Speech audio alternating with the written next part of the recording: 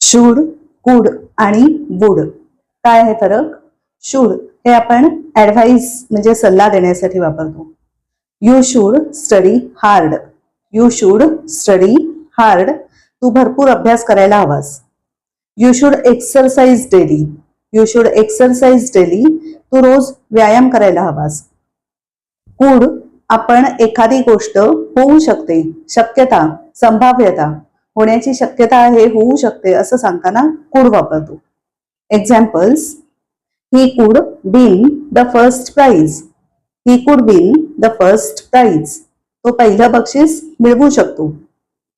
I could go on a trip with her. I could go on a trip with her.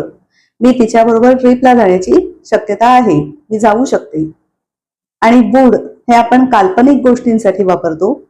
For example, I would buy a luxury car if I had money. I would buy a luxury car if I had money.